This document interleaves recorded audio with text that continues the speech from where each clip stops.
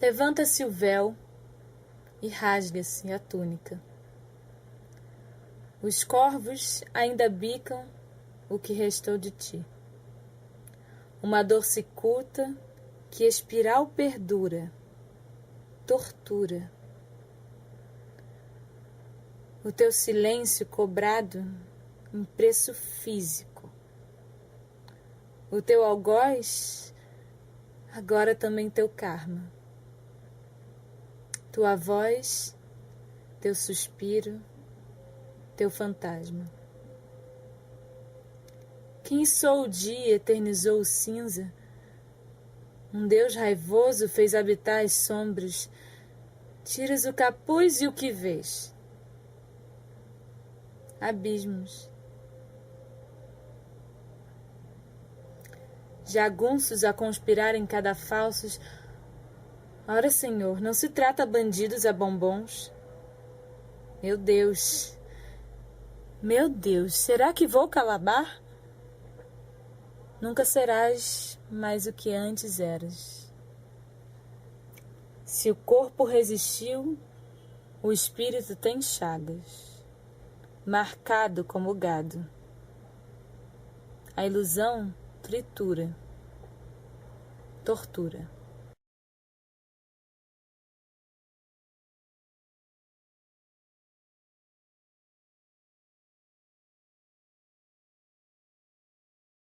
Vi milhões de coisas, vi muitas cenas dos cachorros farejando, vi polícia em volta, aquela cena do Aldo preso. Havia um medo, né? Havia um medo porque não havia garantia de você chegar vivo em casa, não havia essas garantias jurídicas, né? Quer dizer, você vivia uma insegurança jurídica muito grande, quer dizer, não havia, o habeas corpus foi abolido, né? Quer dizer, você podia ser preso sem mandato policial. Eu acho que produzir naquela época era sobreviver. Então, medo todo mundo tem, todo mundo teve, um regime muito feroz. Mas deixar de produzir, jamais deixamos ou deixaremos de produzir. Naquela época a gente via lá os voos rasantes, né, daqueles aviões das forças aéreas, né, fazer voos rasantes. Então esse foi meu contato com a ditadura mais próximo, mas era um contato sem consciência do que estava acontecendo, né, um contato e também da resistência mais como farra, né, como uma brincadeira de adolescente do que como uma postura crítica, uma postura de enfrentamento mesmo com a ditadura. O Brasil viveu a partir de 1964 um regime de força que nos 10 primeiros anos, portanto até 74, contou com um certo apoio de setores importantes da sociedade brasileira, mas a partir daí, nos 10 últimos anos, entrou em franco processo de declínio. A própria sociedade, a partir de 74, vai se organizando, vai criando coragem, chega aí para as ruas para pedir anistia, para pedir eleição direta, enfim, para a liberdade. Eu escrevi um poema que falava assim, Perdeu-se uma azeitona voadora no trajeto Congresso Nacional e rodoviária. Quem encontrou não precisa devolver, reparta com os vizinhos, né? Como a repressão era muito grande, você perdeu a fantasia, né?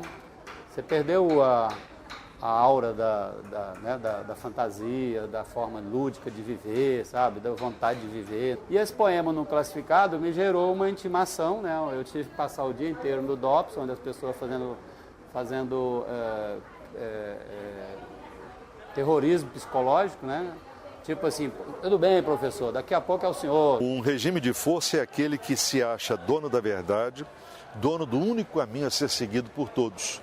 Então ele faz uso de todos os instrumentos e de todos os mecanismos de coerção, inclusive a prisão, normalmente prisões arbitrárias. Quando eu comecei a namorar o Nick foi em 78. A gente namorou de 78 até mais ou menos 82, 83, com términos no meio.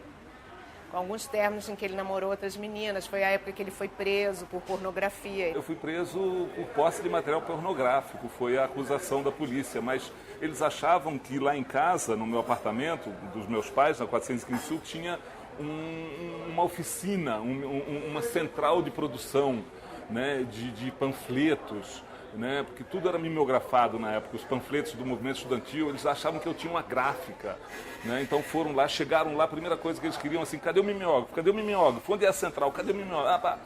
E lá não tinha mimeógrafo. Lá dentro a gente ouvia, né, os barulhos, gente gritando. Aquilo fisicamente foi o que mais me afetou de próximo, assim, né? O regime autoritário, por definição, é aquele que busca impedir que ideias contrárias a ele possam se desenvolver. Mas, na verdade, muita coisa da vida normal que nós conhecemos hoje continuou a existir durante o período ditatorial. Então, não é o simples fato de que as pessoas vão se encontrar num determinado local para conversar que elas serão presas. A gente foi intimado, tivemos proibições, tivemos telefone grampeado, letras censuradas. Eu fui cassado, 3 meses depois eu fui cassado, né? Eu fui demitido por justa causa, sem qualquer direito de defesa, e passei 18 anos lutando contra o sistema para poder conseguir minha anistia. Os regimes de força, de uma maneira geral, acabam estimulando a criatividade artística, a criatividade intelectual.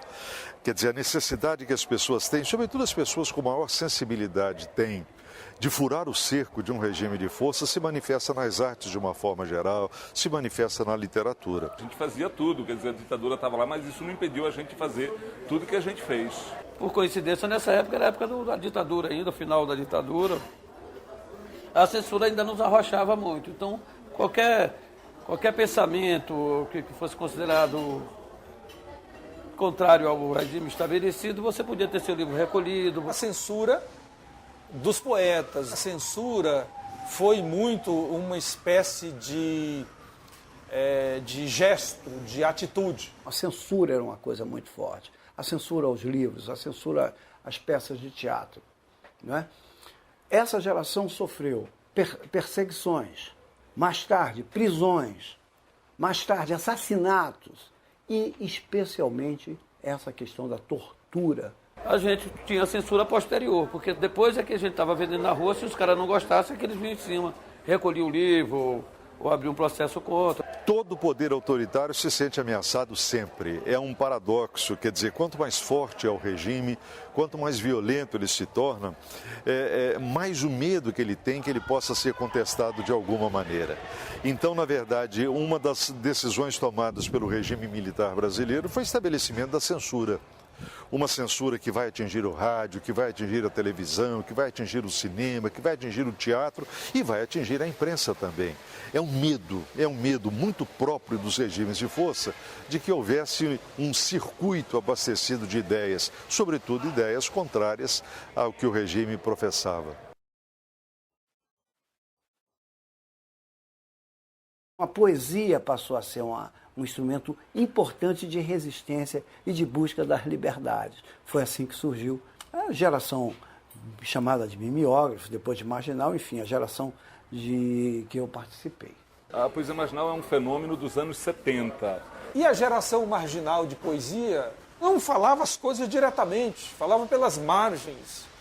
Era uma linguagem direta, figurada, cheia de alegorias. A poesia marginal era a poesia que tinha atitude, né? O que mandava, o que na verdade o que definia a ação poética era a atitude. O ideal era que a gente conseguia driblar a censura, driblar a ditadura, dar uma volta no sufocamento cultural que tentou se fazer. Não se tinha estilo pré-determinado. Havia uma liberdade que respeitava a identidade de cada um. Escrevíamos o que queríamos, ilustrávamos como queríamos e vendíamos na rua e dava certo. Marginal, porque era uma poesia que vinha à margem de tudo. Ela surgia nos campos universitários, ela surgia nos bares da cidade, ela surgia nos movimentos mais undergrounds que existia. Estilisticamente, a poesia marginal tem algumas influências, né? A gente poderia localizar basicamente uma de âmbito nacional, que seria a própria poesia modernista, né? As origens da poesia modernista, e uma de âmbito internacional, que seria a própria geração, a cultura pop, a geração beat, né, dos poetas norte-americanos. Marginal porque estava à margem, né? Porque nós estávamos à margem do mercado editorial. Os temas eram todos os temas, possíveis e impossíveis. Nós tratávamos fundamentalmente do nosso cotidiano. Era uma poesia muito voltada para o coloquial, né?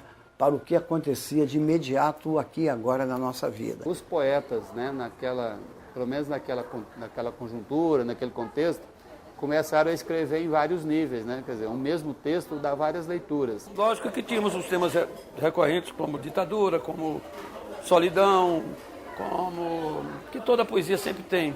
A censura, ela fez com que os poetas aprimorassem a sua linguagem poética. Todo dia existe uma pedra. A pedra no caminho, nessa época, era ditadura, era censura. Se você não pegar qual é de hoje, deve existir uma pedra no meio do caminho. Sei lá, corrupção, o crime, as drogas, o suplício da humanidade que está aí avassalando, pegando todo mundo pelo gogó, sabe? Dá uma resposta com seus versos aí, você não é poeta. Tentativas de comunicação mais imediata, mais direta, com uma intenção de interação maior com o público, né?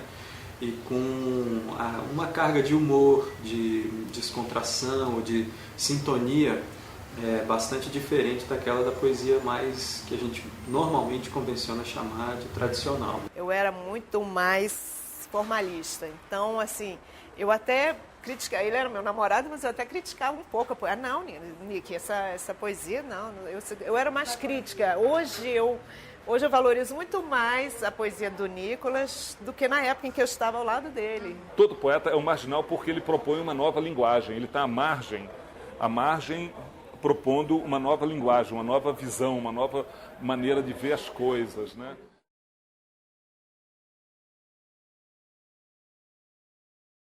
Foi chamado Geração Mimeógrafo porque nós nos apropriamos da tecnologia do mimeógrafo. O mimeógrafo Cachaçinha só imprimia em roxo, em violeta, mas um violeta meio apagado. Quando a gente descobriu que podíamos fazer livro, tanto pelo mimeógrafo como por gráfica, mas de forma mais barata, e que podíamos vender na rua sem precisar de locais de exposição, sem precisar deixar na livraria ou na banca de revista, foi o nosso achado. O interessante do mimeógrafo é o baixo custo. Sabe, você compra 3, 4 reis de papel, uma cartolina, arruma um grampeador e sai para vender seu livrinho, aí R$2, R$3. O mimeógrafo é o meio, né? Eu acho que foi a arma, a tecnologia, né? Representou o que hoje representa a internet. Né? O mimeógrafo daquela época é o blog de hoje. O mimeógrafo é a tecnologia que veio propiciar que muitos poetas fizessem para muitas pessoas, né? O Nicolas Bé ia bater os livros na minha casa, que eu tinha uma máquina de escrever antiga que furava o stencil, era um livro feito no stencil para rodar no mimeógrafo. Datilografava no stencil, achava um mimeógrafo que os colégios todos tinham para fazer as provas e apostilas, imprimia, cortava, montava, dobrava e grampeava. No meu caso, as capas eram assim, carimbo, sabe, uma cartolina, muito tosco, é uma cartolina, um carimbo. Eu só trabalhava no Colégio Setor Leste, era professor, e lá tinha um mimeógrafo muito bom que a gente conseguia, às vezes aos fins de semana, rodar lá, escondido os livros. Não tem aquele carbono que você passa não sei, tem stencil, não sei como é o nome, que coloca no mimeógrafo. Ele fazia, ia rodando as folhinhas soltas, todas soltas. E depois ele ia montando pelo número da página, ele ia colocando e grampeava com o grampeadorzão dele lá no meio e fechando. Aquilo era um trabalho braçal. Você escreve de manhã, imprime à tarde, à noite já está vendendo. Nós nos envolvemos com esse trabalho da publicação imediata. A gente estava na escola, tinha acesso ao mimeógrafo, né? Aí começou essa linguagem, que é uma linguagem que a gente usava no movimento estudantil, né? No movimento estudantil você pegava, fazia os panfletos, rodava, no outro dia já saía distribuindo, né? Fazendo mobilização. Então essa linguagem do movimento estudantil a gente aproveitou para fazer o nosso movimento, né? A nossa movimentação na poesia. De você pegar, ter uma ideia poética à noite e no outro dia você está com o livro no boteco já, né? De mão em mão, distribuindo o livrinho. Antes de eu ter o meu próprio mimeógrafo, que por sinal foi comprado em parceria com o Tovar. Eu consegui imprimir esse livro de noite numa repartição pública. A gente comprava as máquinas velhas, chamava um técnico para dar uma manutenção. Imediatamente eu comprei um mimeógrafo. Inclusive eu tenho as fotos lá do famoso mimeógrafo. Os ministérios tinham máquinas novíssimas, mecanografias. Então à noite você ia com um certo aporte financeiro para o técnico daquela máquina e rodava clandestinamente no ministério em Brasília um livro de poesia. A acepção do termo marginal é construir um circuito à margem do circuito oficial da arte. Então, seja algo impresso no papel por um mimeógrafo, seja algo editado, seja algo impresso numa parede, num muro, né? Essas coisas acabam contribuindo para que a gente rebalanceie o valor da arte. Aqui no Brasil, especialmente nos anos 70 e nos anos 80, a produção de obras literárias que de alguma forma procuravam fugir daquele ambiente de asfixia e, sobretudo, em relação aos jovens, a tentativa de se produzir qualquer forma de arte que de alguma forma desse vazão aos sentimentos e à sensibilidade das pessoas. É nesse sentido que a gente pode falar de uma geração mimeógrafo, quer dizer, jovens que estão tentando de alguma forma, mesmo fora do mercado, mesmo fora dos padrões normais da economia de mercado, produzir a sua obra e colocá-la à disposição das pessoas. Isso está muito ligado à própria anseio de uma juventude de se manifestar. O mimeógrafo nos permitiu fazer o livro de outra forma. A gente saía, vinha para o Beirute, na época de pessoal de sair correndo de metralhadora, prendendo as pessoas, levando para torturar, entendeu? A gente vinha para o Beirute, subia aqui nessas mesas do Beirute e falava poesia, aí todo mundo bêbado, subindo, falando poesia, distribuindo livros e namorando e festando. Sempre depois do espetáculo descia para cá para tomar cerveja. Com os poetas, eram uns encontros muito lá na 109 e aqui no Beirute. O que nós bebíamos? Cerveja e comíamos quibe frito. O Beirute foi um lugar, foi uma agregação. O lugar do poeta é o mundo. O Beirute a gente se juntava com o pretexto de escrever cerveja. A bebida era cerveja, né? A comida era... Não, comia o que tinha. Coisa de boteco mesmo. Entendeu? Tinha gente que gostava de uma cachaça com torresmo, né? Outro tomava só cerveja com quibeirute, né? Com quibe frito. Comer mesmo não me lembro, mas bebia muita cerveja. Então não tinha essa preferência, né? de bebida e comida. Tinha preferência por muita bebida. O Beirute era onde tudo acontecia, né? Não só a polícia, mas o artista, ou a gente ia saber onde era a festa, onde é que ia ter uma festa.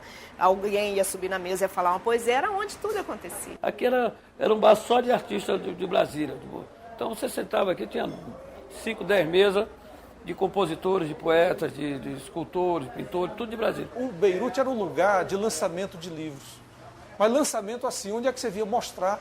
Lambeira Cria. Você vinha para o Beirute mostrar o último livro que você tinha feito. O último sucesso do mimeógrafo, que não tinha saído torto. Às vezes você chegava aqui com o livro e ia descobrir que a capa estava errada, que tinha um grampeado no lugar errado. Para vender livro era o local ideal. Você vendia no mínimo 15 livros aqui, quando estava cheio. Aqui no Beirute também, que por nos dar espaço, né, e dentro dessa diversidade que representa o território beirutiano, né, então isso aqui também serviu para poder dar essa alma brasiliense que os poetas construíram. Né. Quando a gente saiu para a rua para vender livro, não foi um negócio planejado, não foi uma coisa pensada, foi uma coisa que alguém saiu e os outros todos começaram a sair. E nós vimos que era fácil vender livro na rua, que era fácil fazer uma poesia nova. Não eram encontros marcados de oficiais, sabe? A gente se encontrava. Às vezes a repressão estava aqui, dando batida, prendendo gente. A gente se encontrava, por vezes, para mostrar a novidade, o poema. E nos encontrávamos sempre aqui, no Beirute, ou nas portas do teatro, porque nós vendíamos os livros nos bares, nas filas de teatro, nas portas do cinema, já que a gente não tinha como expor esse livro, que eram considerados, vamos dizer, de baixa qualidade, nenhuma livraria queria botá-lo na prateleira. Casualmente, né? Foi muito a show, encontros em bares, um foi apresentando o outro. Foi uma coisa muito espontânea, assim, que ninguém marcou encontro para se conhecer, né? Então eu acho isso uma coisa que fluiu, assim, né? Uma coisa que aconteceu, tudo conspirava a favor, nós muito disponíveis, muito jovens, né? E muito afim de fazer as coisas, muito bem informados politicamente. Eu acho que a gente era muito bem informado politicamente, apesar da censura. Podia encontrar em qualquer lugar, de repente era numa fila de um espetáculo, sabe? Chegar lá, tinha 3, 4 poetas lá vendendo livros, entendeu? E dali já saía, ia para outro lugar vender e beber, tomar uma cerveja, né? O custo baixíssimo. Hoje eu venderia isso aqui no máximo por R$5, R$3, né? O custo dele não era R$1, era menos de R$1. Então, uma margem de lucro muito boa para você poder vender alguns e distribuir o resto e trocar com as pessoas. É menos que uma garrafa de cerveja hoje. Pagava sua cerveja, pagava o ônibus, né? A entrada num show de rock, né? Quer dizer, era uma verdadeira febre. Foi um fenômeno muito interessante. Nós podíamos vir aqui no Beirute, por exemplo, vender livros, ganhava o nosso dinheirinho, R$10, R$20, que custeava o nosso livro, sobrava ainda o trocado para cerveja. E a gente estava botando nossas poesias na rua, mostrando nosso trabalho, que é o sonho de todo artista. Muitas vezes a gente não vendia o livro, mas fazia um amigo. Vender livrinho de mão em mão zerou a distância entre poeta e público. Mesmo sem estar sabendo o que estava fazendo, estavam abrindo o caminho. O Nick, ele andava muito com um bloquinho, eu acho que ele anda até hoje. É um papel, não é nem bloquinho, é um papel que ele pega um papel ofício, pelo menos era como eu entendia, se minha memória não falhou. Ele dobra e deixa um quadradinho desse tamanho. Então ele está no ônibus, ele pega, aí abre para outro lado e com a letra um garrancho que ele tem, né? Só ele entende. E ele ia abrindo aquele papel e fechando e escrevendo. Ele não vivia sem uma caneta e sem um papel. Surgia de uma vontade de fazer alguma coisa nova, né? De tirar o terno e a gravata da poesia, trazer a poesia de volta para a rua, né? E desmistificar o poeta. A matéria-prima com que trabalhávamos era a matéria-prima do nosso cotidiano e o grito por liberdade. A censura fazia a gente ficar mais criativo, né? Era um desafio enganar, brincar de gato e rato com a censura, né? Porque a censura é burra, né? Não tem censura inteligente, entendeu? Toda censura é burra. Eu acho que é a primeira vez no Brasil que teve poesia de jovem para jovem, né? Assim, você pega o livro, acha um mimeógrafo e faz. Não tem introdução, não tem prefácio, não tem lombada, né? Não precisa de uma autorização da academia ou de sei lá de quem, né? E circulou bastante, funcionou e foi um fenômeno, né? Todo mundo comprava, de jovem a casal mais velho, todo mundo comprava, porque ele fazia uma boa propaganda. Ele lia os poemas são engraçados, são gostosos, então as pessoas todas compravam, era muito barato. De receptividade, eu acho que a gente poderia dizer que era quase que unânime. Um livro desse, eu acho que a média de 5 pessoas liam. Na minha escola de inglês da época, eu levei umas poesias para mostrar para ele. Aí ele olhou assim e disse, "Oh, dirty poems. Are you a dirty poet?" Eu, "Yes." Era um movimento, né? Era uma necessidade de expressão, que as pessoas tinham necessidade de expressão e isso unia todo mundo. O caderno cultural era a gente que fazia. O movimento da poesia marginal, na verdade, foi uma maneira de fazer poesia neste Brasil inteiro. Nunca se fez tanto poesia, né, como naquela época, né? Chegou Brasília a ser chamada de capital brasileira da poesia, né? Atraiu poetas do Brasil inteiro. Um livro não faz um poeta, né? O que faz o poeta é a poesia e ela pode estar na rua. Aí pegar e falar, mas isso aqui também eu sei fazer, pô. Mas é isso que a gente quer mesmo, então faça, né? Porque nós tivemos coragem de fazer, agora basta você ter e fazer seu, né? O Nicholas Berak diz que o maior movimento literário desta época foi o Correio. Porque a gente publicava facilmente nos mimeógrafos, embalava, mandava pelo correio para o Brasil inteiro. Esse foi o espírito da marginalidade, né? Cada um fazer o seu, distribuir o seu, entendeu? Sem depender de qualquer amarra do mercado. Uma dessas coisas contra as quais a poesia marginal resistia é exatamente o regime militar, né? No caso, o grosso da produção da poesia marginal acontece nos anos 70, que é exatamente um momento de maior recrudescimento das tentativas de ordem, de imposição da ordem pelos militares, né? Os poetas incomodavam o regime, Não a ponto de existir a repressão. Certamente incomodava, não muito, mas certamente incomodava. Quer dizer, o poder estabelecido, o poder ditatorial, sabe perfeitamente bem que não serão jovens poetas, jovens artistas que vão derrubar o regime. Mas, ao mesmo tempo, o regime de força é cioso o suficiente para impedir que isso se transformasse numa bola de neve. Eles se aburguesaram, né? Quer dizer, eles se tornaram tradicionais no sentido da compra e da venda do suporte tradicional. Isso não é um demérito, é só sinal de que o tempo mudou. Você encontra aquele meio de fazer o seu poema e segue em frente, né? É muito parecido, eu diria que é muito parecido, apesar de que a diferença está no rigor. Eu aprendi muita coisa com essas pessoas, né? Inclusive toda essa contestação, essa postura mais rebelde, menos absorver tudo que dão. Assim, eles foram muito importantes.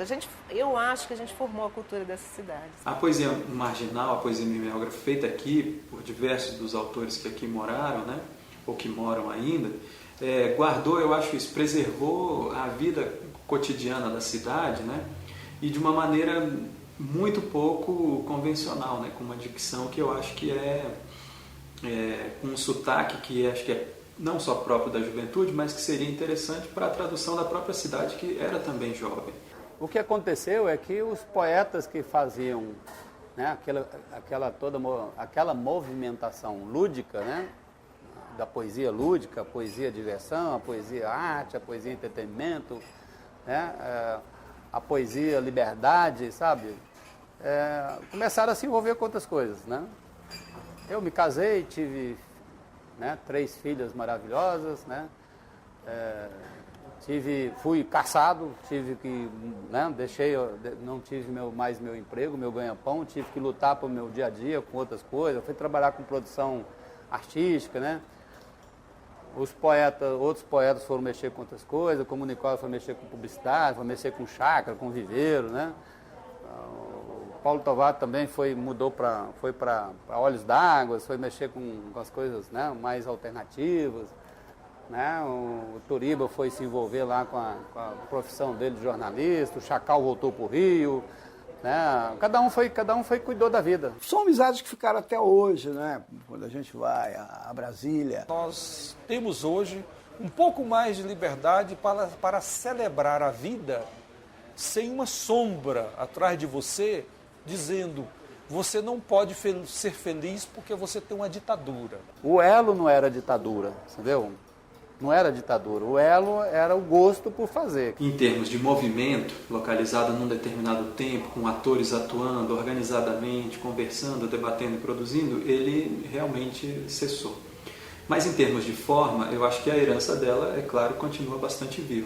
Aconteceu uma ruptura aí na literatura brasileira, por exemplo, na poesia, eu acho que deu uma oxigenada na poesia brasileira, né, daquela época, né, que estava muito sisuda, muito ideologizada, né, muito assim, empedrada, né, eu acho que deu uma oxigenada boa. De alguma maneira, a poesia marginal preservou essa emergência da cidade, do tipo de urbanidade e das inquietações da juventude com essa nova experiência urbana que era Brasília, né?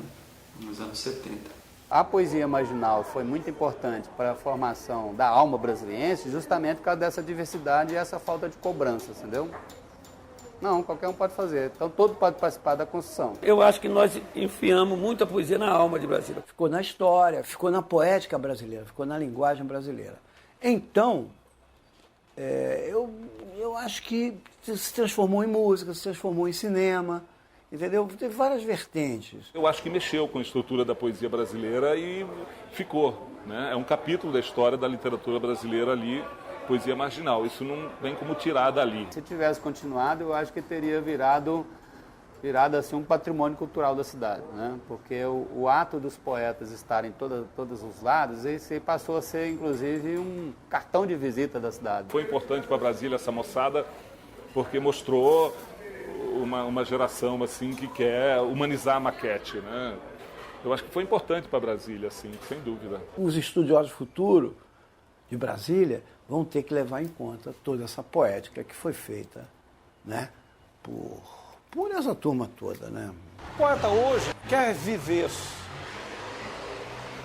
sem se maltratar tanto. Quem sabe não maltratando tanto também aos outros. Ficaram boas, ótimas lembranças, né, de uma juventude muito rica, né, a página de um livro bom.